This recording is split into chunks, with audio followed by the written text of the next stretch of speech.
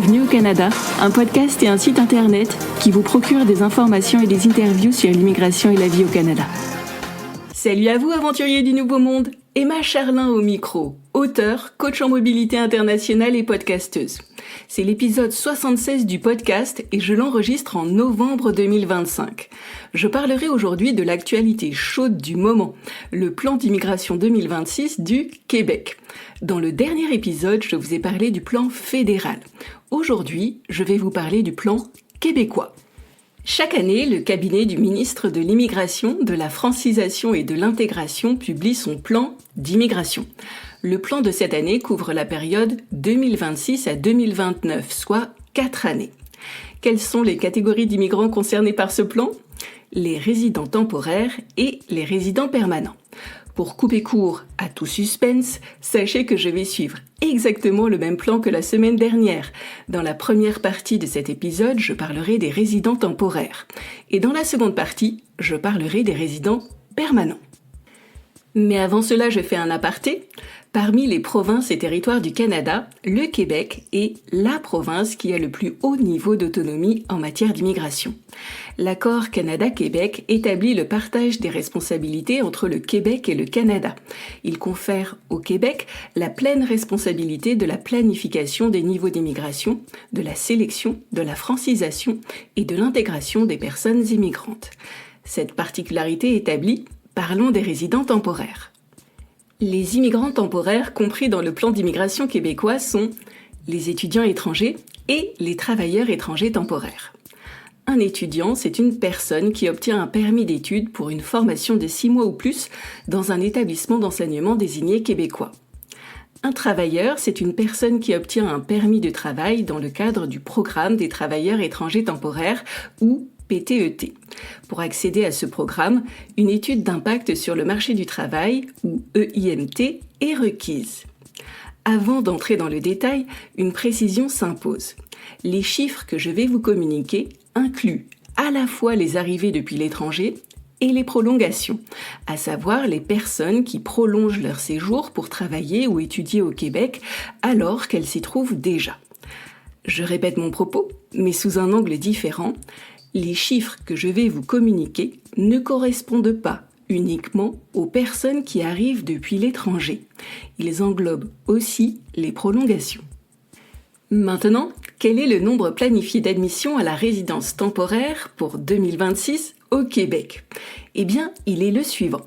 44 500 à 68 500 pour le programme des étudiants étrangers et 40 400 à 55 700 pour le programme des travailleurs étrangers temporaires, soit un total compris entre 84 900 et 124 200. J'en viens à la question que vous vous posez sans doute. Quelles sont les tendances ? Est-ce qu'elles vont à la hausse ou à la baisse ? Je vais d'abord parler des étudiants étrangers, puis des résidents temporaires. En 2023, le nombre d'admissions pour les étudiants étrangers était de 78 000. En 2024, il a baissé. En 2025, il a baissé encore. Et en 2026, la prévision maximale atteint 68 500, soit une baisse par rapport à 2023 d'environ 13%, mais une hausse potentielle d'environ 23% entre 2025 et 2026. Je répète, il y a une augmentation significative entre les seuils maximaux 2025 et 2026. En voyant ces chiffres, certains d'entre vous se diront peut-être « mais ça semble intéressant de partir au Québec pour des études. Le nombre de places a augmenté, c'est une bonne voie d'accès, non ?» Alors, je comprends l'analyse. Maintenant, est-ce la bonne stratégie pour vous ? Voulez-vous reprendre des études ? À quel niveau souhaitez-vous, pouvez-vous ou même devez-vous reprendre des études ? Parce qu'en fonction du niveau en question, votre conjoint pourra ou non espérer avoir un permis de travail ouvert. Maintenant, même si votre conjoint peut travailler, et même si vous le pouvez aussi à temps partiel, pourrez-vous payer vos études et vivre décemment sur les salaires en question ? Votre budget, c'est ce qui peut faire ou défaire votre projet. Alors, je vous conseille de vous renseigner. À ce propos, mon livre « Coût d'une expatriation au Canada » comme mes séances de coaching budgétaire, vous aideront à y voir plus clair. Parlons à présent des travailleurs temporaires. En 2023, le nombre d'admissions était de 58 545. En 2024, il a baissé. En 2025, il a baissé encore. Et en 2026, la prévision maximale atteint 55 700, soit une baisse par rapport à 2023 de presque 5%, mais une hausse d'environ 0,54% entre les seuils maximaux 2025 et 2026. On pourrait se réjouir de ce statu quo. Mais bon, n'allons pas trop vite en besogne. Parce que j'aimerais savoir, dans ce chiffre maximal de 55 700 admissions, quelle est la part des travailleurs non agricoles ? Et sur les dernières années, cette part a-t-elle été croissante ou décroissante ? Pour répondre à cette question, j'ai regardé les chiffres des certificats d'acceptation du Québec, ou CAQ. C'est un document préalable obligatoire pour devenir travailleur temporaire. Et les données sont éloquentes. En 2023, et sur le nombre total de CAQ pour travailleurs étrangers, il y avait 62% de travailleurs non agricoles. En 2024, il y en avait 58%. En 2025, 55%. Et en 2026, on tourne autour de 51%. En gros, année après année, la part des travailleurs non agricoles baisse et la part des travailleurs agricoles augmente. J'ai l'impression que si vous venez au Québec, c'est pour y travailler dans un secteur non agricole. J'ai l'impression aussi que si vous venez au Québec, vous souhaiterez, pour certains d'entre vous en tout cas, vous établir en région montréalaise. Malheureusement, le gouvernement québécois a prolongé la suspension de la réception de certaines demandes de IMT à Montréal et à Laval, et ce jusqu'au 31 décembre 2026. Alors, j'ai plusieurs questions à poser afin de nourrir votre réflexion.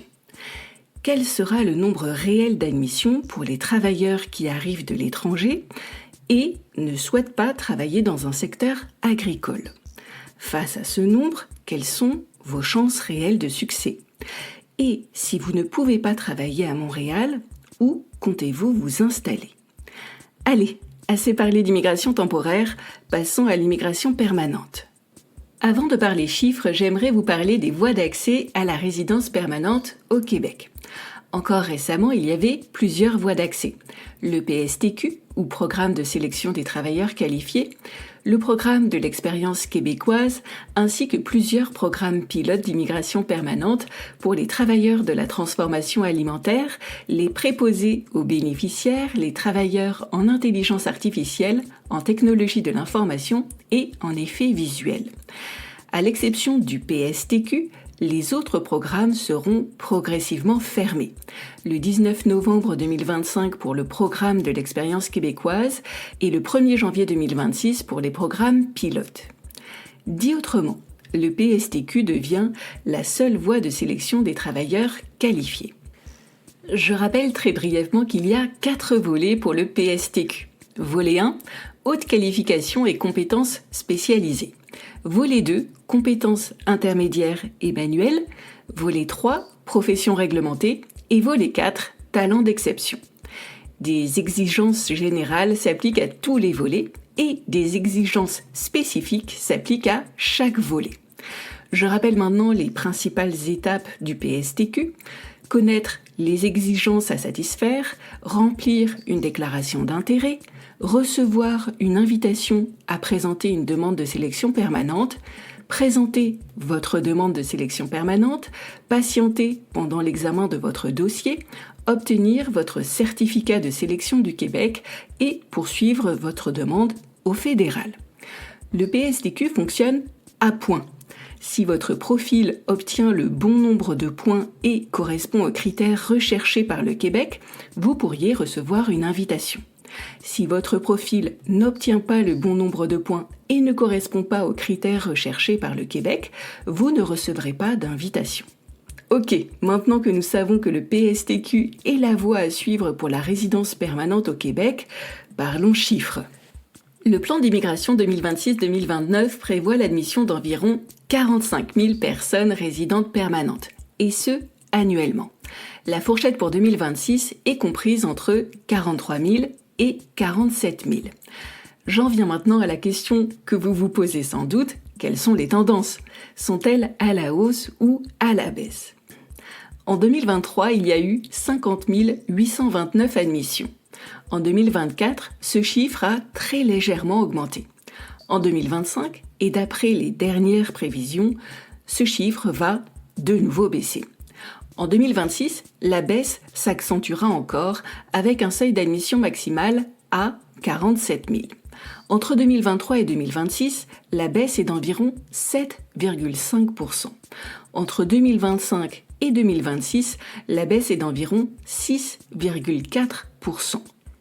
La baisse entre 2025 et 2026 serait encore plus significative si on ajoutait les admissions hors cible régulière, à savoir les travailleurs qualifiés sélectionnés dans le programme de l'expérience québécoise, volet diplômé du Québec.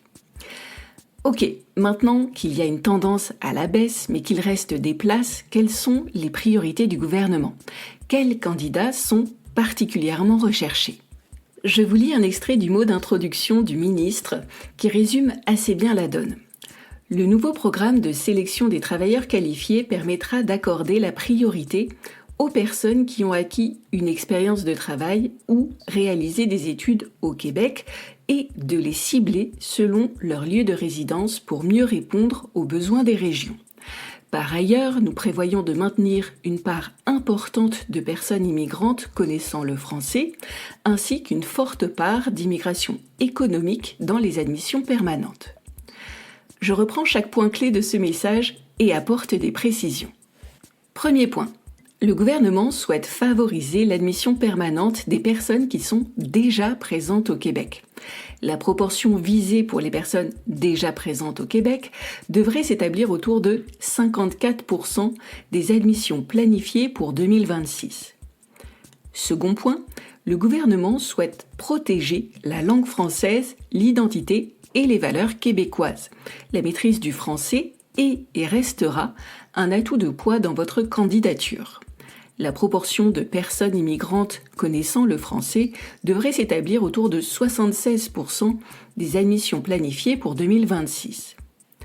Troisième point, le gouvernement souhaite répondre aux enjeux de main-d'œuvre dans les secteurs stratégiques et prioritaires de l'économie québécoise, surtout en région. L'immigration économique va représenter environ 64% des admissions planifiées. Ce sera le cas en 2026 et la tendance se maintiendra à l'avenir. Ok, mettons en musique tous ces pourcentages afin de voir ce que cela donne. Pour vous qui êtes, je présume, intéressés par la catégorie immigration économique et qui êtes situés au Québec ou hors Québec.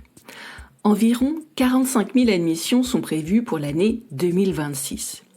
64% de ces admissions concernent l'immigration économique. Cela fait 28 800 admissions. Pour rappel, les autres catégories d'immigration sont le regroupement familial, les réfugiés et les autres immigrants. Ils représentent environ 36% des admissions pour 2026. Sur les 28 800 admissions pour l'immigration économique, environ 54% sont prévus pour des personnes déjà présentes au Québec et donc 46% pour des personnes situées hors Québec. Si mes calculs sont exacts, cela fait 15 552 admissions pour les personnes déjà au Québec et 13 248 admissions pour les personnes hors Québec. Au Québec, la population temporaire actuelle est supérieure à 200 000 personnes. Beaucoup postuleront à la résidence permanente et il y aura seulement un peu plus de 15 500 admissions pour les personnes déjà présentes au Québec. Je répète mes chiffres, 200 000 d'un côté, un peu plus de 15 500 de l'autre. Est-ce que votre dossier est en béton armé ? Maintenant, si vous postulez depuis l'étranger, il y a un peu plus de 13 000 places. Je ne connais pas le nombre de postulants depuis l'extérieur du Québec, mais j'imagine qu'il est élevé. Alors je repose ma question. Est-ce que votre dossier est en béton armé ? Bon, ce n'est pas tout ça, mais il s'agirait de conclure. Devant ces chiffres en immigration temporaire et en immigration permanente, certains ne voudront plus partir du tout, que ce soit au Québec ou ailleurs au Canada. D'autres voudront toujours partir au Québec, coûte que coûte. Et d'autres enfin envisageront une autre province que le Québec, avec des voies d'immigration sans doute plus faciles, rapides et prévisibles. Mais c'est un fait, vous devrez parler anglais. Pour ceux qui veulent toujours partir, mais hésitent encore, ma question pour vous est la suivante. Qu'est-ce qui sera le plus dur et délicat à gérer pour vous ? Galérer avec l'anglais ou galérer avec l'immigration au Québec ? Je ne suis pas à votre place. Je ne sais pas ce qui vous convient le mieux. Ce que je sais par contre, c'est qu'il y a encore des places pour votre immigration au Canada, que ce soit au Québec ou ailleurs. Il y a des places, il faudra juste être plus stratégique. Et ce que je sais aussi, c'est qu'un choix de province, que ce soit au Québec ou ailleurs, ne se fait pas à la légère. Oui, vos possibilités d'immigration comptent, mais il faut savoir regarder au-delà de l'immigration. Dans là où les provinces que vous envisagez, quelles sont vos perspectives d'emploi ? Quelles sont vos perspectives de salaire ? Quel est le niveau de fiscalité ? Quels sont les prix des loyers et plus globalement le niveau de vie moyen ? Avec un choix réfléchi et fondé sur des éléments sûrs, votre projet ressortira consolidé comme jamais. Si vous êtes intéressé par une étude comparant 2 à 3 provinces entre elles, réservez votre appel découverte gratuit avec moi. Le lien se trouve dans les notes de cet épisode. Comme toujours en matière d'immigration, je vais faire un disclaimer et même un très gros disclaimer. Je vous ai présenté des informations sur l'immigration au Québec, mais je ne vous donne pas de conseils en immigration. Je ne suis ni avocate en immigration, ni consultante réglementée en immigration, et encore moins notaire. Pour votre sélection de programme ou la constitution de votre dossier, je vous encourage à vous rapprocher d'un professionnel accrédité. Par ailleurs, je vous invite à lire les communiqués de presse ainsi que le plan annuel d'immigration 2026 du Québec et à en tirer par vous-même des conclusions. J'ai mis un lien vers le plan dans les notes de cet épisode. Rassurez-vous, ce document ne fait pas 150 pages, juste 14 petites pages. Et c'est de là dont j'ai tiré toutes mes informations. Et voilà, cet épisode de Bienvenue au Canada est déjà fini. Je vous remercie de l'avoir suivi jusqu'au bout. Vous souhaitez obtenir davantage de contenu ? Alors, abonnez-vous à mon compte sur LinkedIn ou sur Instagram. Les liens sont en description de cet épisode.